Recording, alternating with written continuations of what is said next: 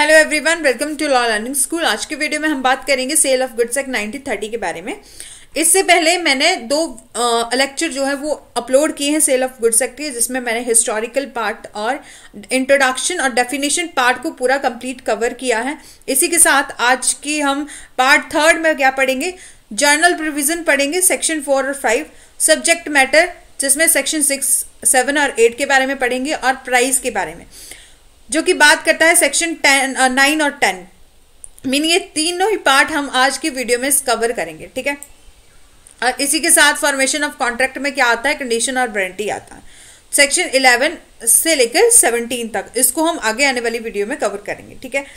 और जर्नल में क्या पढ़ना है हमें, contract of sale. Contract of sale कैसे बनेगा और फॉर्मेलिटीज क्या है कॉन्ट्रैक्ट को बनाने के लिए, ठीक है। कॉन्ट्रैक्ट ऑफ सेल कैसे बनेगा, सेल से बनेगा या तो एग्रीमेंट टू सेल से बनेगा। मेन पार्टी जो है एग्री होगी उसको बेचने के लिए, ठीक है।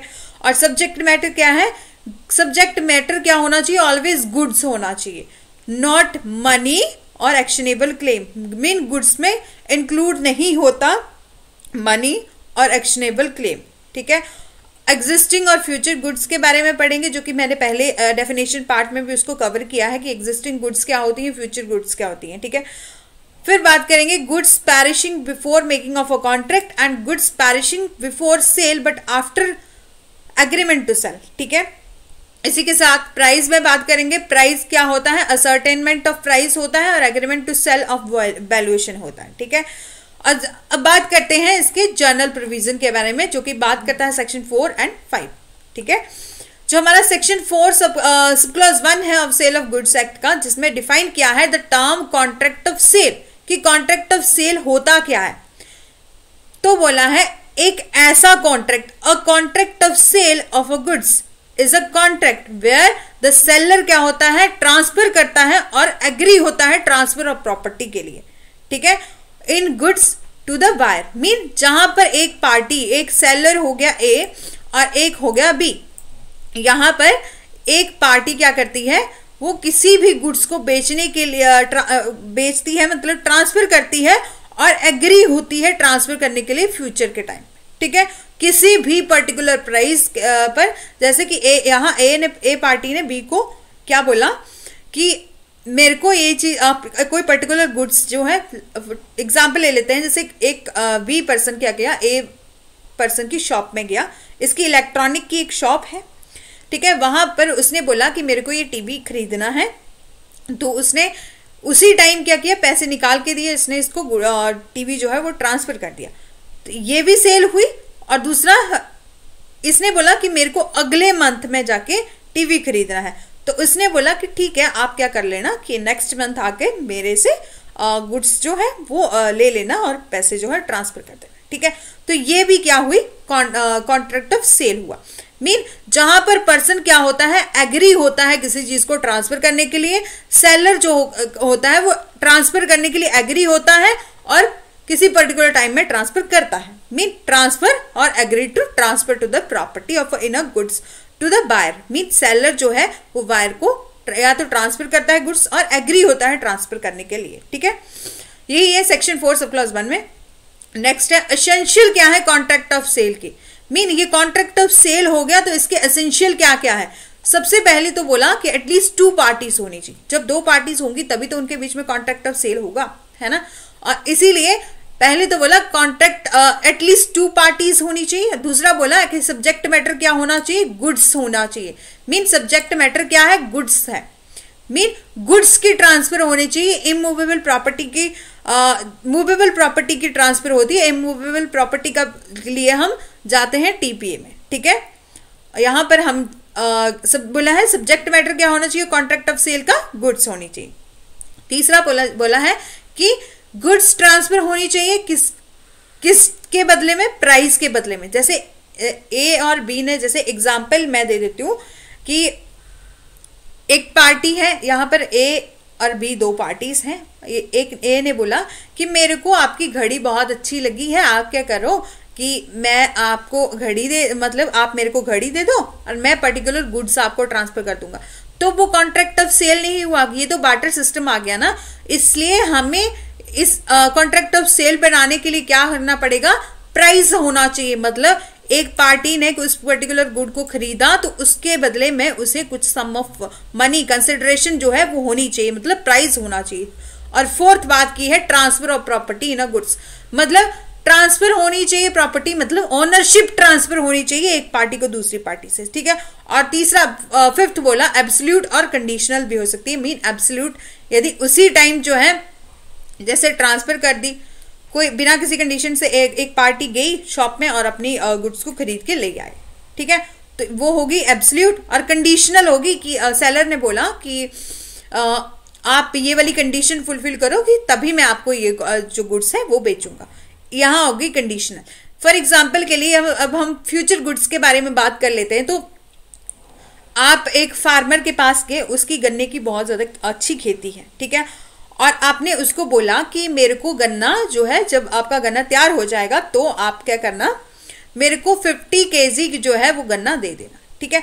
तब उस फार्मर ने बोला कि ठीक है मैं दे दूंगा, पर मैं उसी कंडीशन में दे सकता हूं यदि मेरी फसल अच्छी हुई तो। यदि उसके बीच में यदि मौसम खराब हो गया, यदि कोई कुछ ऐसे सर्कमस्टांसेस हो गए और ऐसी सिचुएशन हो गई कि मेरी फसल जो है खराब हो जाती, तब मैं आपको ये गुड्स नहीं दे पाऊंगा, ठीक है। ये तो हो गई कंडीशनल। मीन यहां पर बोला कंडीशन एब्सोल्यूट भी हो सकती है और कंडीशनल भी हो सकती है, ये दोनों जो है वो होने चाहिए।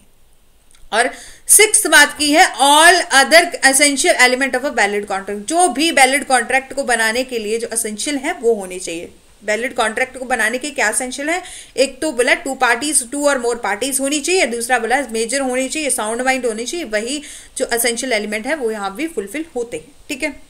इसी के साथ बात करते हैं sale and agreement to cell के बारे में। जो सेल है उसे डिफाइन किया है section 4 sub clause 3 of sale of goods act 1930 में, where under a contract of sale of a property in a goods in transferred from the seller to the buyer. Mean जहां पर क्या होता है, एक कॉन्ट्रैक्ट ऑफ सेल में एक property in a goods, property क्या होनी चाहिए, इन अ गुड्स होनी चाहिए, मतलब मूवेबल प्रॉपर्टी होनी चाहिए, वहां पर ट्रांसफर होती है फ्रॉम वन पर्सन, मतलब सेलर टू बायर, जो है वो गुड्स ट्रांसफर होती है, उसको हम बोलते हैं सेल, ठीक है। The contract is called sale. For example के लिए ए सेल करता है अपनी यामा मोटरसाइकिल, ठीक है, टू बी, मतलब ए और बी दो पार्टीज है। ए ने क्या किया, बी को अपनी यामा मोटरसाइकिल जो है वो सेल की कितने रुपीज में, 10,000 रुपीज में, ठीक है। इट इज अ सेल, ये एक सेल है क्योंकि यहां पर ऑनरशिप ऑफ मोटरसाइकिल है वो भी ट्रांसफर हुई ए टू बी, मतलब पहले ए के पास ऑनरशिप थी, उसने क्या किया, उससे बी के से 10,000 रुपए लिए और उसको अपनी जो बाइक है वो ट्रांसफर कर दी, मतलब दे दी। यहां पर ऑनरशिप भी जो है वो ट्रांसफर हुई है, ठीक है। ये तो बात आ गई सेल की।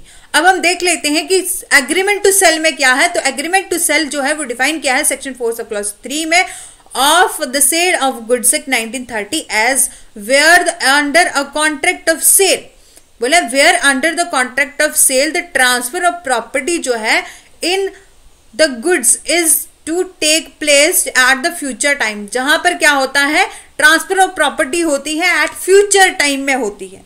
मीन जब फ्यूचर टाइम में जैसे ए और बी पार्टी के बीच में कोई एग्रीमेंट हो गया कि आप ये पर्टिकुलर गुड्स मेरे को इतने मंथ, जैसे कि कैसे गन्ने की खेती का ही एग्जांपल ले लेते हैं कि गन्ना खरीदना के लिए एक पर्सन जो है वो किसान के पास गया, तो उसने बोला कि मेरे को क्या करना, जब आपकी फसल तैयार हो जाएगी तो आप मेरे को इतने 50 kg जो है गन्ना वो दे देना, ठीक है। तो ये बात होगी, मीन जब उसकी फसल की मतलब गन्ने की खेती कंप्लीट होगी तभी तो वो देगा।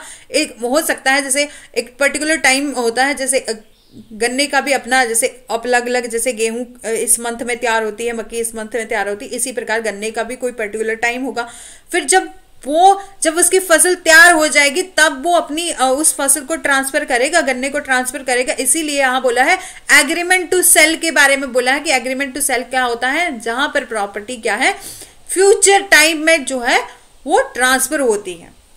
जो transfer of property in a future are take place in a future time subject to the other condition where after to be fulfil the contract is called agreement to sale. For example दिया है यहाँ पर X जो है वो agree करता है with Y मतलब एक्स और बी जो पर्सन है एक्स एग्री करता है वाई से कि 10 अप्रैल को वो एग्री करता है कि he will sell his house to buy on 10th of मई। मीन 10 अप्रैल को उन्होंने एग्रीमेंट किया, और कब किया, बोला कि मैं क्या करूंगा 10 मई को क्या करूंगा, तुम्हें 3 लाख रुपए में अपना घर जो है वो सेल करूंगा। It is an agreement to cell, ठीक है, ये एग्रीमेंट टू सेल है क्योंकि ये फ्यूचर की बात करता है। सिंस क्योंकि एक्स एग्री हुआ है to transfer the ownership of his house to buy in a future, ठीक है, यही बात की है, यही होता है सेल और एग्रीमेंट टू सेल के बीच में डिफरेंस। इसीलिए हम इसको चार्ट में समझेंगे। डिफरेंस क्या है, बेसिस बोला, नेचर ऑफ कॉन्ट्रैक्ट क्या है। सेल में क्या होता है, एग्जीक्यूटेड कॉन्ट्रैक्ट होता है, और एग्रीमेंट क्या होता है, एग्रीमेंट टू सेल में क्या है, एग्जीक्यूटरी कॉन्ट्रैक्ट होता है, ठीक है। मीन्स एक पर्टिकुलर टाइम में सेल में एक मिनट्स में ही इमीडिएट जो है पोजेशन ऑनरशिप ट्रांसफर हो जाती है, और जो भी लेन देन होता है वो एक इमीडिएट एक पर्टिकुलर टाइम में हो जाता है, ठीक है। और एग्रीमेंट टू सेल में क्या होता है, फ्यूचर टाइम में जो फ्यूचर टाइम के लिए कॉन्ट्रैक्ट बनता है, ठीक है। अब देख लेते हैं ट्रांसफर ऑफ ऑनरशिप क्या होती है।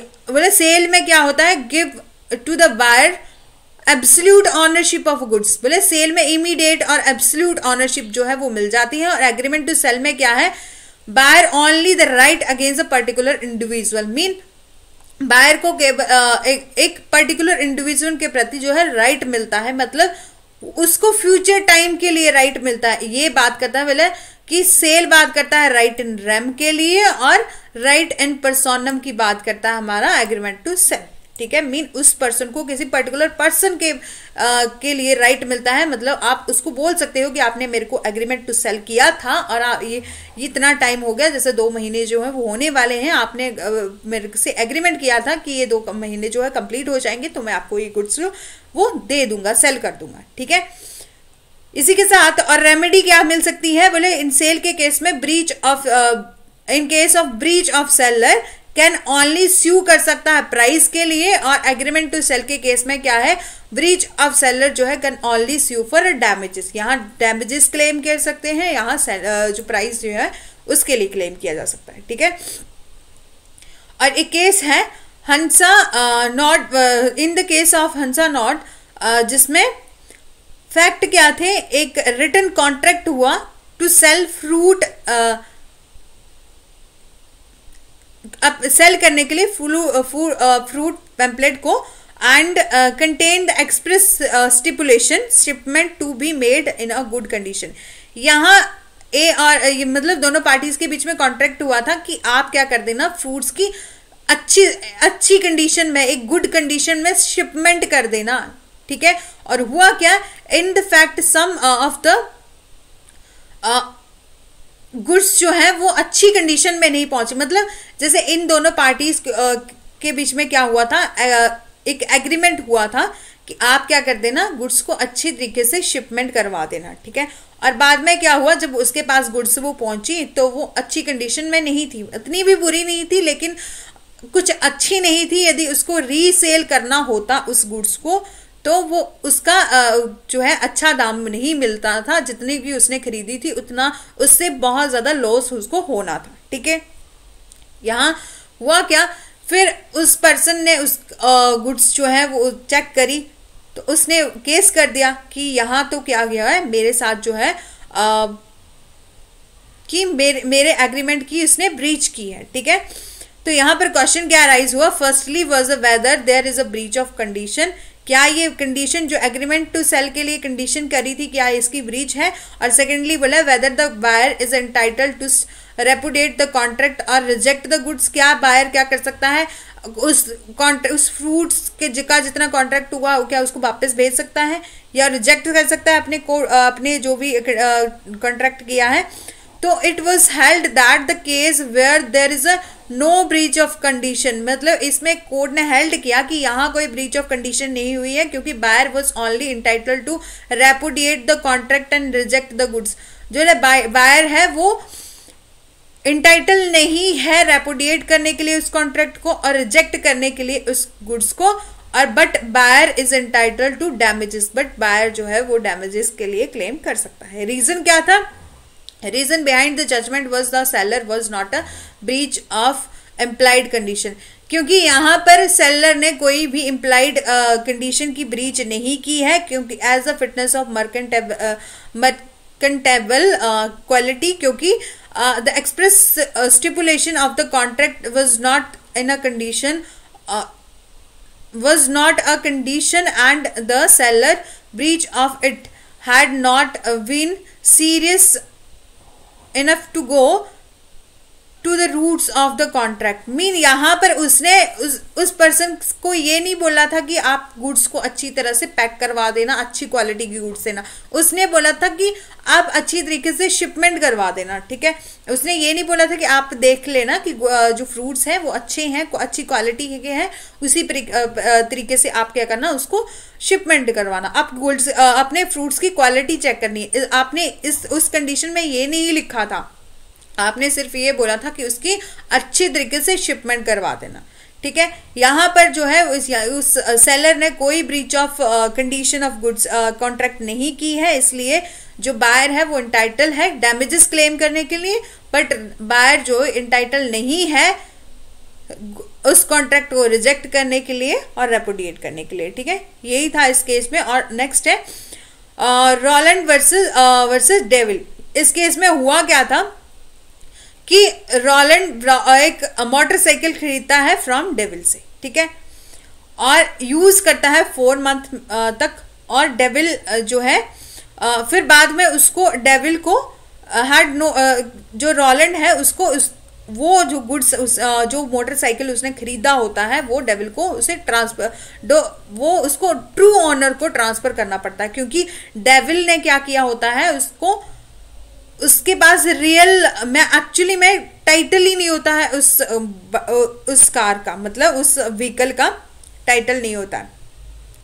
और इसमें क्या फिर बाद में क्या करना पड़ता है, रॉलैंड को अपने उस जो बाइक खरीदी है उसने, मोटर व्हीकल जो उसने खरीदा होता है, तो उसको ट्रू ऑनर को ट्रांसफर करना पड़ता है।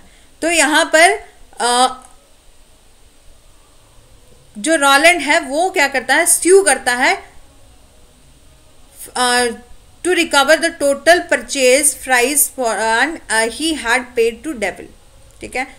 मीन वो रॉलैंड क्या करता है, उसको स्यू करता है कि उसने क्या किया है, मेरे साथ जो है ब्रीच ऑफ कॉन्ट्रैक्ट की है। तो क्वेश्चन क्या arises, firstly was whether there was a breach of condition and the secondly whether the buyer is entitled to recover the total purchase price, ठीक है।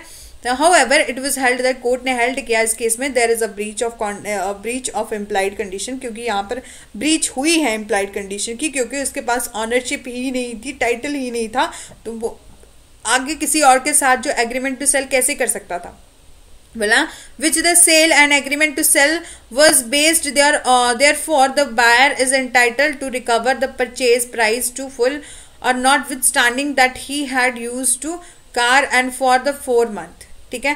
The rational behind the judgment was considered the on a part of the seller and totally failed as there was a breach of condition, क्योंकि यहाँ जो है वो breach of condition हुई है, क्योंकि जब उस डेविल के पास वो ऑनरशिप ही नहीं थी, टाइटल ही नहीं था, तो उसने आगे सेल कैसे कर दिया था।